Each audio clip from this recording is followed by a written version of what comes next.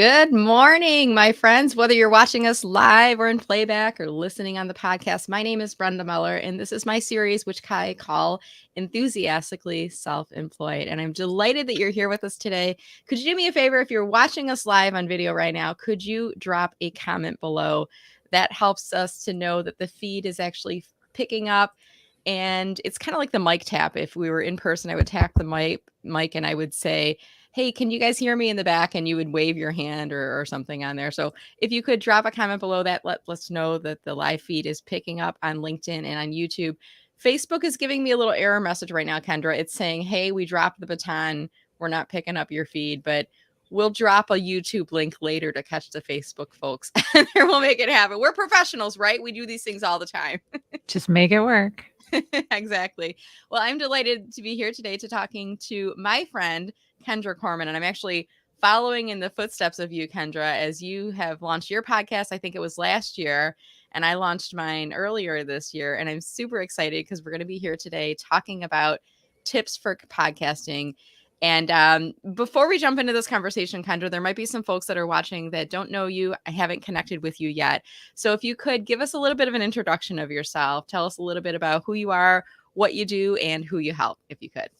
Sure, no problem. My name is Kendra Corman. I am a learning enthusiast, I guess we could call it, because I have gone to school for most of my life and I love to learn new things and try new things. But in my business, I am a strategist and consultant helping nonprofits and small businesses do better marketing for more effectively and more efficiently overall, whether it's helping them do it internally or helping them with done for you services. Great. And I've known you for several years. We play in the same circles, so to speak, in terms of marketing, but whereas my area of specialty is LinkedIn, you go a little bit broader into marketing as a whole. So I've sent a lot of folks over to you over the years, and sometimes they turn to business and sometimes they're looky loose, they're shopping around and whatnot. But it's always great to surround yourselves with others who are experts in different fields. And if you're watching me now on LinkedIn, you might go, why is she looking up? And I'm used to looking at my external webcam. I'm gonna pull back the curtain a little bit for a second here. I'm used to looking at my external webcam, but my external webcam is not being read by my laptop. So my real camera is this one in my laptop. So I'm having to recondition my head to look here instead of here. So if you see me looking at different places, you're like, what is she looking at? Well, I'm just trained to looking here and I'm going to be looking here instead. At any rate, that would make a really good episode of your show, Imperfect Marketing. This is an imperfect podcast episode right now because I'm finagling my way through here. At any rate, I see the live stream is picking up. I'm delighted that we have folks that are joining us here today. So we're going to jump in and we're going to have a great conversation about tips for podcasting. And now, Kendra, there may be people that are watching or listening that are just thinking about getting started with podcasts. And there may be others that are experienced podcasters that are kind of like, well, I can always learn something new. Or maybe they're like me early on in their journey and you only know what you know so far. So what advice do you have for us as it relates to podcasting? So, first off, I am a huge fan of podcasting. So, in the news, tons of AI. People are talking about all the content that they're creating with AI. And yes, people could create podcasts with AI, but we're really building a culture of mediocre content. And I think podcasting is going to set people apart because it's a lot more personal and personalized, and it adds your personality, your experience, and your stories into your content that you're creating better, I think, than almost any other platform. And I think that that's huge and can really differentiate you as you continue to build an audience and a network. So that's my little plug for podcasting and why it's so awesome. So whether you're thinking about podcasting or if you are a experienced podcaster or just getting started, first thing I suggest is guest on other people's podcasts. Be a guest with Brenda. If you've got some marketing things to share, reach out to me for Imperfect Marketing. I would be happy to have you on my show.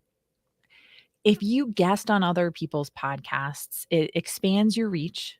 Mhm. It gives you just greater exposure to other audiences, and it will give you experience if you haven't been podcasting, just a little bit what it is, and you learn a little bit about what you wanna do and how you wanna do it. It is a fantastic tool to leverage. Um, I would strongly recommend investing in some basic equipment, usually a microphone and headphones. I can't believe how many people fight me on headphones. Headphones. I know no, I don't have headphones. I'm not gonna fight you on it, but tell me the pros and cons and what I should be thinking about there. So, with headphones, the audio quality is just significantly better. There's just a lot less potential for feedback and other issues as people record in different systems. So, you wanna have headphones, and I'm not saying you have to go out and buy a $100 microphone or an $80 microphone or anything along Mhm, those lines, but you wanna have decent quality. You don't wanna be using AirPods and things like that because they drop their connection, and you wanna invest in a little bit of quality, equipment when mhm. you're doing it, when you're starting out. You don't have I mean, I know people that have started on their iPhone headphones, Yeah. plugged them in and gone with it. You don't have to spend a ton of money, but you have to Mhm. invest in some basic equipment So and can make I ask sure a that you question sound on okay. that? Oh, I'm sorry. Can I ask a question on that? Mhm. So when what are the things you should be listening for or looking for that might prompt you to invest in headphones versus not using headphones? Is it the background noise The or background noise it's the okay. background noise and some feedback. Mm, So, a lot of times when people aren't using headphones now you have a nice external mic. mhm, Usually, when you get the echo cancellation is when you're not using the same speakers and headphones, and then there's mm, also the vibration. So, I just had this with somebody else. They were using their internal mic and their internal camera mm. for their laptop, and the vibrations from the sound on their desk on the laptop was like you could hear it in the background. It was Really? Oh, like the from the fan. keyboard being clicked or something like that? It That's was like interesting. I'm like, "Oh my goodness." Yeah. I was actually a guest on someone's podcast, and she will not record if you're not wearing headphones. Really? Yeah. Yep. That is So the that's a one requirement. thing that the network that she's a part of requires because it Wow. does change it and make it so much easier to edit. That's interesting. And I wanna step back into your first tip too, because I was thinking about this. You Oh, said offer to be a guest on others' podcasts. Now, I'm curious for you. Do you get people who approach you who you've never met before pitching their show? And if so, how do you decide who to host as a guest and who to not? If so that that's a makes great question. I do. I have people reaching out to me all the time. mhm. I used to take some people I got a lot of agencies that were reaching out to me. Those I don't accept as much anymore, except in unique situations, simply because those a lot of them were no-shows. Yeah. So, like, the Really? Like agency you'd would book them place and they wouldn't them. show up? Yeah. Mhm. Yep, Okay. and so clearly they weren't on the same page. So I'm a lot more, careful on that. Mm, But I'm mhm. a part of Podmatch, which is a system that I use to find guests on certain topics, especially when I'm looking for different things. So if I don't have someone in my network that I'm looking to reach out to, I have people I probably get 7 to 10 a week through Okay. Podmatch of people looking to be on my podcast. I Mm, look for people that have value added content to provide, mhm. someone that actually knows what my show is about, and they can tell me the value that they add to my audience. Yeah. That's my biggest thing is I want them Okay. to add value, right? And if they can't tell me that, like I got one that was like, "Hey, I think I'd be good for your podcast. Let me know what you think." And you don't know anything about them, their topic, No. their expertise. I Mm-mm. mean, your show is called Imperfect Marketing, so I would assume you're picking people that can add something to the conversation about marketing, Yes. right? And if they Mhm. come and pitch you, I mean, do you ask the question, "How is this related to marketing?" or "How does this fit within So your usually category?" they pitch Yeah. what they would wanna talk about. So they're Okay. pitching, "I'd love to talk about SEO or email marketing or AI or podcasting," or whatever it happens to be that they wanna talk about. Mhm. Usually there's something in the realm of business and marketing that they're telling me this adds value. Okay. Good to know. And I'm still on this journey. I'm, like I said, following in your footsteps of what you're doing. So I'm learning along the way. For the most part, I'm very selective, and I will host my guests first on LinkedIn Live, and then it goes to a podcast later. So if I know you, I will host you, and I know you've got a good topic that's relevant for the audience. If I don't know you, I'll be honest. I will, more often than not, I will say, hey, listen to my podcast. Let me know your favorite show. Come back later. Um, because a lot of these folks are, as to your point, they're just pitching themselves to everyone. And I think there's some value in connecting and making new relationships, but I also think you got to maybe just be a bit protective of your brand and make sure the right people are around for the right reasons. What are your thoughts on So that? I have a friend who took a 1-year absence off of her podcast, Mhm. and it was a hiatus. It was, totally fine. She's actually back up to the same number of listeners she had before, so she didn't really lose anything, which was pretty cool to notice. Mhm. But, she only does solo shows now. She no Okay. longer does interviews because she had so many bad guests. Yeah, right? So, yeah, and I've had a handful of them too myself, like where they were trying to sell or I was Yeah. trying to get the value out of them and they're like, "Well, let me tell you about this and how I do that." And it's like, "No, like I Yeah. want you to help my audience. If you can't Right. help them, then like I don't want to market your episode." Right. Yeah. So So, what do you yeah. do with those? You get a guest who's a sales pitch and they're on there to be on your podcast. Do you still broadcast it?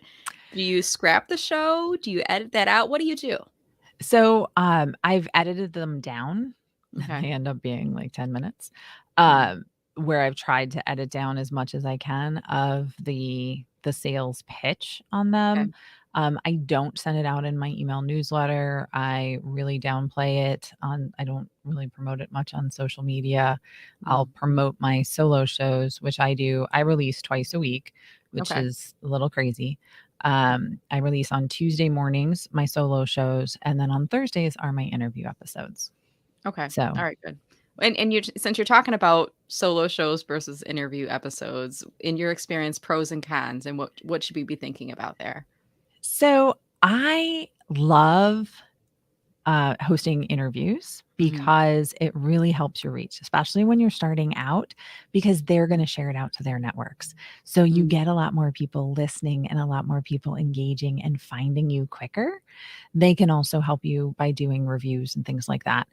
From a solo show standpoint, you're relying pretty much 100% just on you for the content, for the talking, for everything that goes with it. And it's a little bit more difficult. My first podcast, which was 2018, I think, maybe Mhm. 2019. Yeah, it was a total flop. I had pod fade because it was a solo show Aw. and talking to myself was not fun. Yeah, So that's a good point. And it's you just just what you want. brought up a really good tip too about when you're interviewing and people will broadcast it out to your network. Do you find, like it's better to pick people maybe who have smaller networks than you or are still up and coming versus the big name players that are out there where they'll be on because it helps to spread the word about whatever it is they're promoting, but they really won't spread the word, right? Does that make sense, like, afterwards? Yeah, so I find that the people that are not necessarily actively seeking to be on podcasts, and it's Mhm. not like one of their main marketing tenants, is pretty interesting. They actually will send out more information about it than Yeah. anybody else. So they've got Okay. a little bit smaller of a network, and they're playing around with podcast guesting. They have a tendency to share it a lot more. Mhm. But it really falls a lot on you and the follow-up and the communications to make sure that and I mean, you do an amazing job of this, to make sure that they remember it's there and to share it and to share your posts or to go out and create their own posts and to give them the resources that they need to be able to do that. That's a really good reminder, and if you've been on my show, I know there's some folks in the audience that are listening right now that have been on my show before. I've got a process in place, and a lot of it is just I use email templates for scheduling in the pre-show.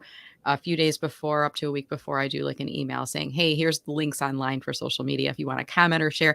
It's optional, but if you feel comfortable doing so, here's all the links to do so, and then after the show, I'll send out the post-event links where, like, here it is if you wanna merchandise it, and once it goes live on the podcast, I'll send it to you again. So my term is like it's like marketing on a silver platter. Like I'm going to serve it up as easy as possible for you. You can take off the platter whatever you want. And if you don't, that's okay. I'll still have the marketing machine running in the background. But I think you and I as marketers, we get that this isn't just about the interview experience, right, Kendra? It's also about like how we can market it and then how we can help others who maybe aren't professional marketers to do some marketing too. Would you agree with that? Yes, definitely. Because, there's a lot of uncertainty, a lot of people starting out, and you're wearing all the hats, right? You're doing Mhm. all the things. You're the CFO, the CEO, the CMO, all of this, Right. the COO, right, of your The business. salesperson and the operations and the post-production and all that stuff, right? Yeah, and the dishwasher, like, you're Yeah. everything, right? So you're wearing all the hats, you're doing all the things. The easier we can make it for you, Mhm. the better everything is, and that's why I'm always looking for value that people can provide, and not just at a level that marketers would appreciate, Sure. but that everyday business owners can get something out of each episode. Absolutely. And I wanna go back to the conversation I said about solo episodes versus interviews, the benefits. So talk to us about benefits of solo episodes and why you might wanna consider them or maybe some lessons learned from solo. I mean, you said you had some pod fade early on when you were just talking to yourself, but you're doing solo shows again, so there must be some good value. So talk to us a little bit about solo shows, if you could.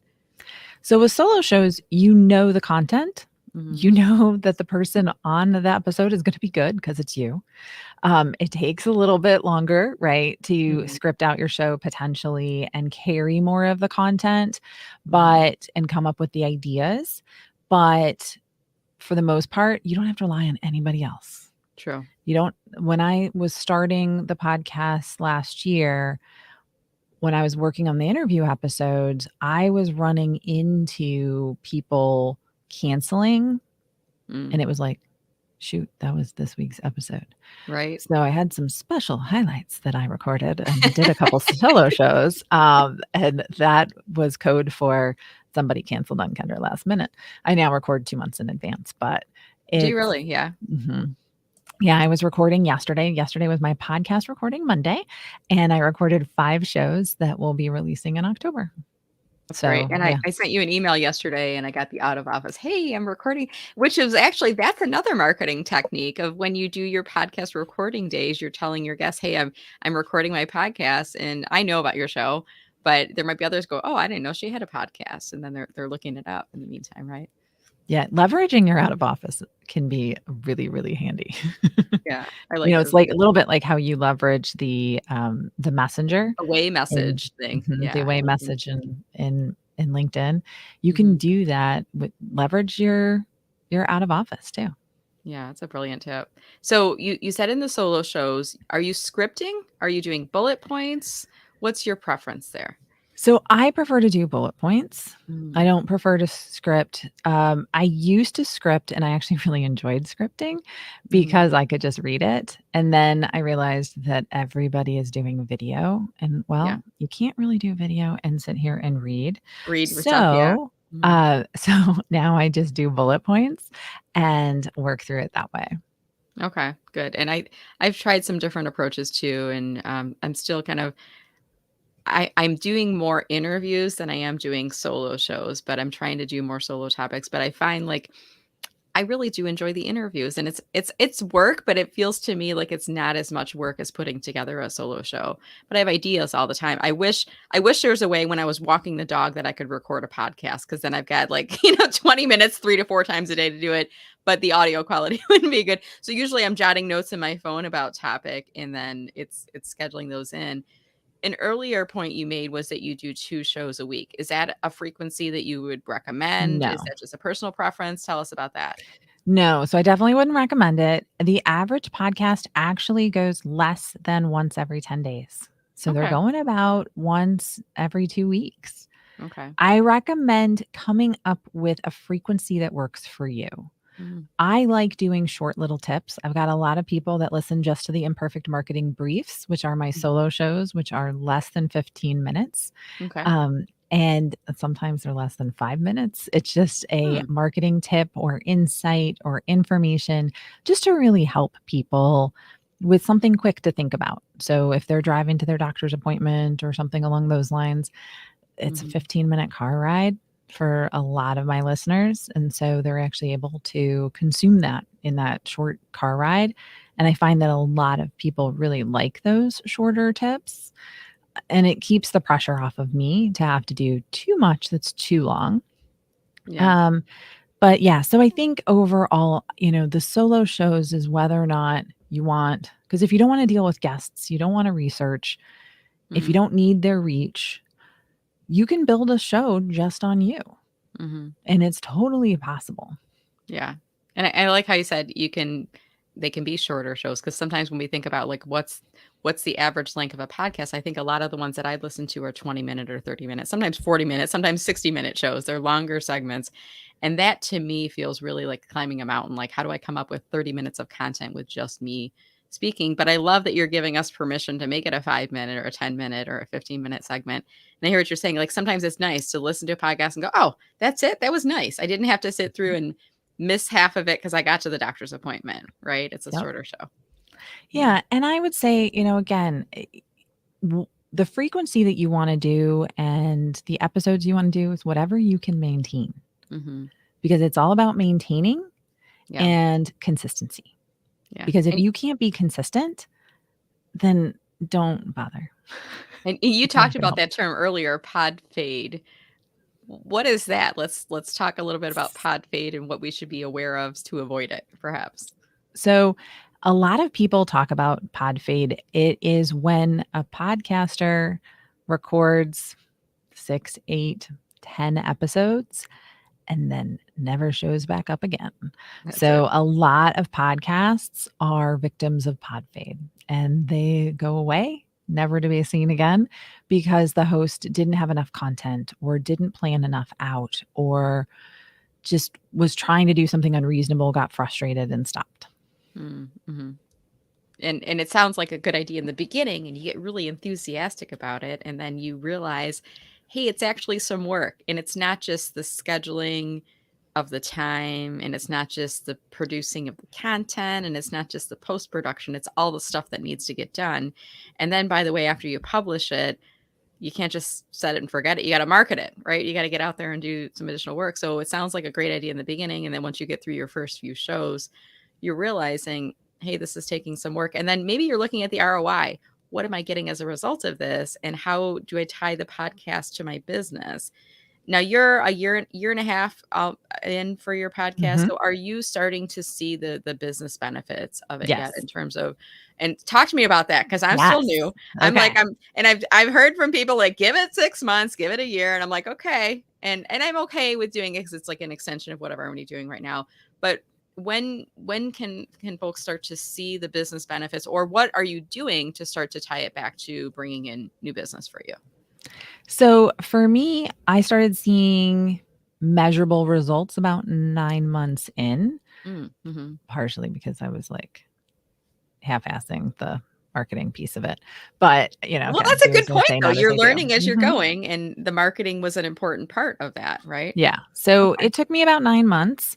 Mm, But what I do is I try to link to as often as possible a free downloadable or a quiz or some sort of resource that I have that ties into that information. And so I started to get people clicking on those and clicking on the affiliate links if we were talking about a certain service or something along those lines. And it has grown my email list. I've gotten when I started, I was at like, 5 downloads an episode, then 40 downloads an episode. And now I've been getting reports from Buzzsprout, which is my podcast host, that mhm. I have like 200. Wow, that's And great. Yeah. yeah, and my email list keeps growing and I keep removing people that aren't engaging with the content. But Mm. I have people that are signing up for the downloads that are related to whatever content it is that I'm highlighting. Okay, that's a brilliant tip. So having something as like a hook with the show at the end of the show, "Hey, if you liked this and you want more, download my podcast checklist or LinkedIn checklist," or something, giving them something Mhm. in there. And do And you I just weave that into the audio or do you put that in the show notes? How do you communicate that? So usually I'll just put it into the show notes. Okay. And if it's something big, like a big course launch or something along those lines, I actually will have pre-roll that I'll Mm, work it into almost as a commercial.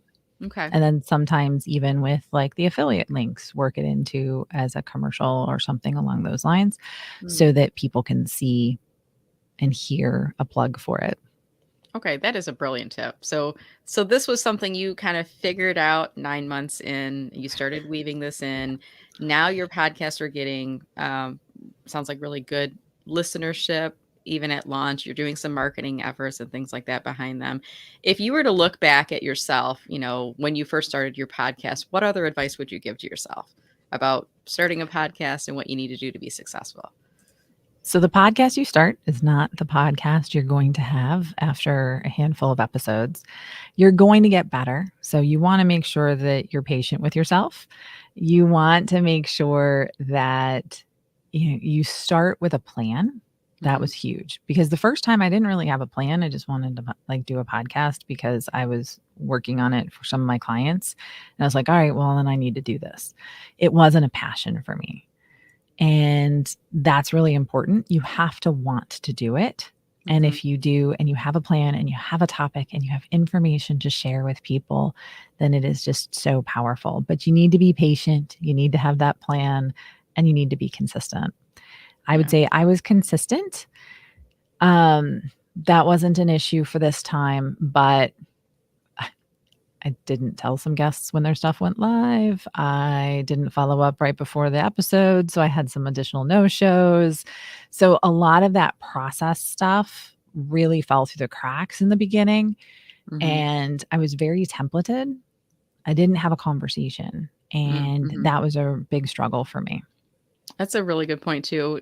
Template, very templated versus having a conversation. And I just read a post and I wish I could give the person credit. It might be Justin, and I'm blanking on his last name, who talked about this, but he said he used to come into his interviews with his guests and here's the 5 questions. And he was focused on when do I ask the next question as opposed to listening to your guests. And I realized I kind of felt like I wasn't doing good planning in what I was doing with my guests because I was just doing this. I would say, let's talk about, you pick the topic. I'll say, what advice do you have? And then we'll let it flow. And I would just kind of ask the questions as we go along. I'm like, I guess that's pretty good because it's feeling more conversational in here. Is that what you do with your guests too? Or what's your So approach? yeah, so I have them give me some questions that they want, but like for instance, yesterday one of the podcasts I was recording, I asked one of the questions that was on their list and then it just evolved into a conversation and that was it. I have one question I ask all my guests, which is the show's called Imperfect Marketing because marketing is anything but a perfect science. What's been your biggest marketing lesson learned? And one of my guests, actually, Marcy Taryn, who's here in Metro Detroit, she runs Bradley and Company, Mhm. promotional products company. And she was actually the one that said, I'm shocked you didn't ask me what my biggest marketing mistakes been because of the Uh, name of the show. And I'm like, huh, I'm going to do that to everybody now. so I got to give her a shout out. Is it Taran? Mm-hmm. Is that her? I'm going to give her. Marci. I Yep. got it. I'll give her a little tag on LinkedIn as we talk about Yeah. that. So I she's the one that came up with the question. And I'm like, oh my gosh, I'm using really. that forever. So she was the one who suggested, like, doing that. I every time I listen to your show, I think about that at the end of the show. I'm like, "Why don't I ask my guests?" So I'm gonna start at the end of our conversation today. I'm gonna let you know the question is coming, but my podcast is called Enthusiastically Self-Employed. So I'm gonna ask you at the end, "Why are you enthusiast?" I'm gonna ask you that, and I think I'm gonna start doing that with all my guests. There And you I go. what I love about it with your show, it's called Imperfect Marketing. So you're tying back the name of the show in there, and I think it's important to think about, you, Kendra Corman, I know who you are. You're practically a household name around my house. If I say I'm talking to my friend Kendra, my daughter would probably say Kendra Corman because she hears me say your name a lot. But other people may not know your name, but they're looking for the show, and maybe they know your first name but not your last name. So if you can get it in their head, Imperfect Marketing is the name of the show. You're tying it into a question at the end. It's a little bit easier to find it. Um, Thoughts on that, and as it relates to naming your show. So when naming your show, you want to make sure that it's clear as to like Mhm. what you're about because people don't like to think. Mhm. They don't read. So they're going to search for a marketing podcast, right? So if you Right. have marketing in the name, then you're more likely to get a few more listeners than you would if it was something cryptic and overly creative. That Mhm. goes for pretty much everything in marketing. Think about subject lines of emails, headlines. You need to be descriptive because that may be all of people read. And Yeah. that's what makes their decision on what they're going to look at next and whether or not they're going to listen. So you want it to be clear, short, Mhm. because you get this like itty bitty little graphic where you're going to put the name of the show on. They need to be able to read it, right? So Yeah. that's hugely important. And yeah, descriptive about what it is you're going to talk about. I love that, and there's a lot of other advice here. I just realized I'm looking at the time, I'm like, I wanna move into questions from the Oops, audience. sorry. No, no, I it could keep going. this was me as the host. I was getting all excited, and we were talking about different things, and I'm like, "Well, wait, we'll get to that a little bit." But I wanna bring our audience into the conversation now, so if you've been listening in, if you have any questions, feel free to drop them into the chat. And I see that we've had some comments that have come in already that I want to bring up on screen and we can have a conversation about a few of these. The first was Regina. She's like, wait a minute, you mean we can make money from podcasts? I haven't learned how to do that. So, Regina, what I heard from Kendra was we need to make it a more concerted effort, tying it to some type of a call to action. Anything else you wanted to add on to that, Kendra? Podcasting as a whole builds the know, like, and trust factor, right? People want to do business with people that they know, like, and trust. Similar to like my husband will be out and he's like, I know them. And I'm like, no, you don't. But I'll be like, you've seen them in my Facebook feed. And he feels like he knows the people because he's seen their pictures. Podcasting, because you're talking in their ears for a length of time, it Mhm. actually rapidly builds that know, like, and trust factor, I think, quicker than any other platform. Yeah, I like that. And it's dimensionalizes you because you can read the text of what you posted, but hearing their voice and hearing their passion and their intonations, I think there's something It that's super creates that there. connection, and I think that's a huge benefit to Mhm. podcasting, and that's one way you can make money off of podcasting. I love it. That's a really good point. All right. We've got another comment coming in from Steven. Hey, Steven. And Steven's echoing Buzzsprout is awesome. If anyone's looking for a platform, can second that one. And I'll third it. And I don't know if I heard about it from others when I was looking around, but I'm using Buzzsprout as well. Now, are you using other software in addition to Buzzsprout, just script or any of those tools or? So I live for AI. Mhm. It is my passion with everything. It saves me about 3 hours a week on my podcast. And so I use Descript, I Okay. use ChatGPT, and I use Riverside for recording. So Okay. riverside.fm is where I record, and it actually has something called magic clips inside of it now that I hit Hmm. a button and it picks 9 clips out of the episode that it thinks are important.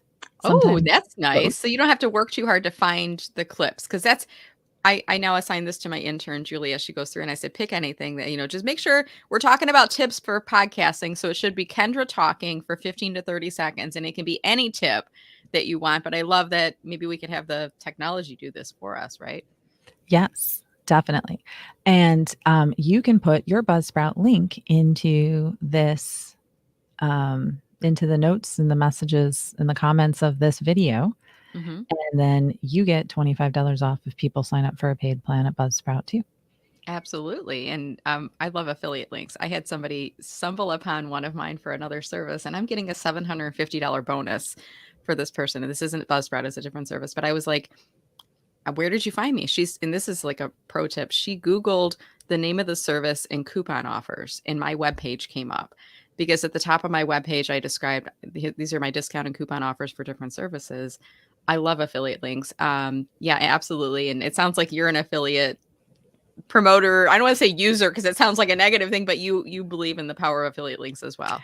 I do. I only use affiliate links of services that I use. So Yeah, if I'm not using it, I'm not promoting it, right. and it gives us both a benefit to some level or extent.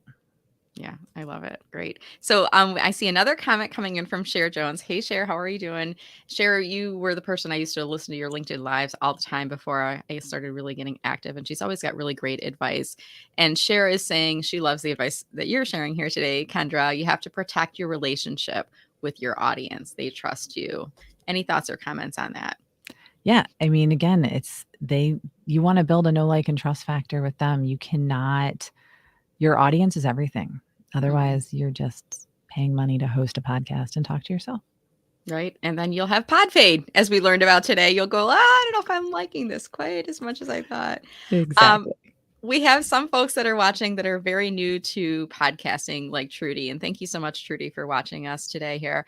Trudy is sharing she's new to podcasting and information is so invaluable. Thanks for your help, ladies. So I know we've just touched the tip of the iceberg, so to speak, on the advice that you can offer us here, Kendra. And on that note, I want to just change gears here and just ask I know that you were doing a podcasting offering recently, and you had mentioned that there's a resource that you have. Do you wanna tell us a little bit about that? Sure. So I love quizzes. I love personality quizzes and style quizzes. I used to fill them out in like Teen Magazine. You know what I'm talking about. If anybody remembers Teen Magazine. Anyway, I'm old and dating I myself, remember but that. I remember the quiz is like, are you in a good relationship, and are you, yes. what I Cosmo don't remember. quizzes, It was come different on. They style were quizzes and all they stuff. were all the rage. But you don't have to score this one yourself. So I do have a podcast quiz for what type of podcast personality that you have and whether or not podcasting would be a good option for you. You can find that at kendracorman.com/podcast quiz. Go ahead, take the quiz. And I also have in there some different resources. You do not have to sign up for my email list to get your results. That is very important. I don't want people on my email list that don't want to be on my email list. So, when you Okay. take the quiz, you can actually get your results without typing in your email address if that works for you. If you want to hear more from me, then you can sign up to join my email list at the end of the quiz. But it's a free quiz and it's got a bunch of tips and different things to think about as you continue or start your podcasting journey.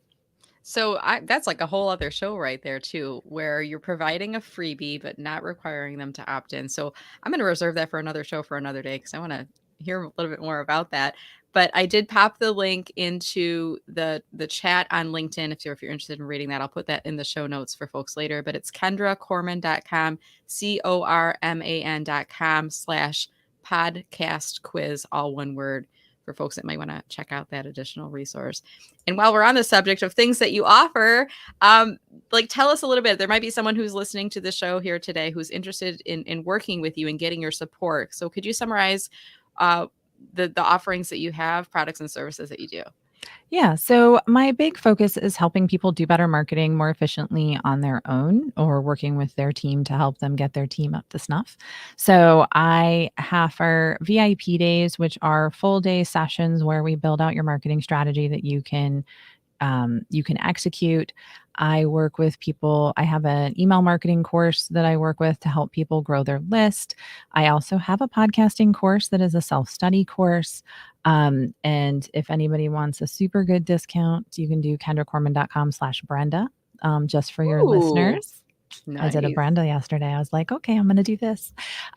So it'll give you, it's normally a $297 course that I'll do it for 99 for your audience.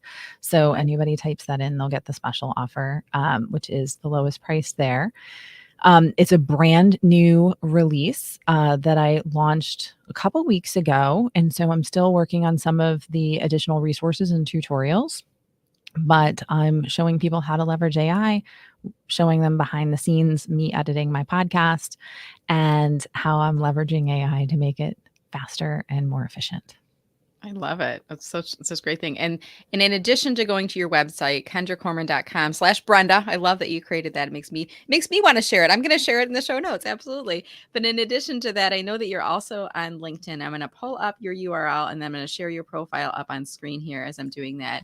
And I was Kendra, like, are I you have to change out my cover photo yet. And I was like, oh, dang it. I didn't get the new one oh up yet. Is it an old something promoting that's out of It's date a now? boot camp that I'm gonna do a couple times a year, or that I'm planning to do a couple times a year on podcasting, so it's a free boot camp. I plan to be doing it a couple times a year, but, this one is over. It's a 4-day boot camp where I'm working to help people get a bunch of tips out and just get them launched, get a plan Okay. for launch. So But it'll I be will coming be up doing again. those in the future. Okay. I'm probably looking at doing that again in October, November, so Okay. towards the end of the year. So if we go to boot camp, can we sign up to get on the wait list for that? Not yet. Okay, You but will be maybe. able to. Yeah, good. Well, we'll definitely keep our eyes on that as it comes up. And I'm looking at your profile right now. I notice you've got the talks about hashtags underneath it. So I know that you have creator mode set up. And if folks are visiting your profile for the first time, they're going to see the follow button. I always tell people you can still connect with Kendra, but you've got to click on the more button instead. And then I always say add a note, mention that you saw the show, and if there's a key takeaway, mention that in the invitation too. But are you open to connecting with anyone, Kendra, or do you have anything Yes. we should Yep. be aware of? Yeah, I do follow the rule that if you l put a note, I'm more likely to connect with you, but if you just connect and I have no idea who you are, I'm like, Yeah. maybe not. But then you make it a little bit harder for us, and we've got to figure out, is this person going to be a good connection for me to have? Right. Exactly. Well, this was such a delightful conversation. As we start to wrap up, we're talking today about tips for podcasting. Kendra, is there any final tips you want to offer would be or current podcasters that might be listening in today? Yeah, I would say the biggest thing to do when it comes to podcasting is to be consistent Mm. and create a process around how you want to manage your podcast, because you lose a lot, too much if you don't do things like what Brenda does with the emails beforehand and the marketing on a silver platter. You just lose too much ground, unfortunately. So, having that process really helps, and having a plan will help keep you consistent and keep you out of pod fade. Oh, brilliant. And I just want to say thank you so much, Kendra, because like I said, I'm following in your footsteps. I've been listening to your podcast, long before I launched mine. And there's some big name players out there, but for me, you've always been like the person I know that I trust, that I can learn from. And you're also local. You're here in Metro Detroit. So we have the opportunity sometimes to Thank kind of you. share advice and whatnot back and forth. And I've really enjoyed listening to your show. I just want to give another shout out for Kendra's show. If you're not already listening to it, it is called Imperfect Marketing. So I highly recommend that you look it up, give it a follow. Whether you're a podcast listener or not, maybe this will be your first entry into listening to podcasts. She does a really great job with her interviews, with her guests, with her tips, a broad variety of different things on there. I always look forward to the new shows that are coming up. I look at my phone, like, who's got a new show? Oh, Kendra. Well, that'll be good. You're always one of the first ones that I go to. So thank you so Oh, much thank for that. you. Yeah. All right. And as we wrap up today, I want to let everyone know, if you enjoyed the conversation, hey, Kendra and I, we don't get performance reviews anymore. We don't get those annual things that you all might be getting. So you can leave us a performance review in the form of a comment here on the post. And if you are watching us live here on LinkedIn, as soon as the show is done, you're going to get a little share button that will appear at the bottom of the video. If you click on share, that will count as your LinkedIn post. And maybe you haven't not posted this week, this month, this year. By the way, we're middle of August already. Can you believe that? So go ahead and share that out. That counts as a LinkedIn post. Maybe tell people something that you learned from watching, or why they should watch the show. If you use the @ and tag in Kendra and myself, we'll get notified that you shared that along. And I know that both of us will add a comment, which will help to jumpstart the reach on your posts. Thank you so much for watching. And Kendra, it's been a delight being on the show with you. Thank you so much. And there's going to be future topics coming, I think, out of these conversations with both of us. Thanks for having me. All right, guys, stay safe and stay healthy. We look forward to seeing you all on LinkedIn, and wish you the best of the rest of the day. Take care, everyone. Thank you.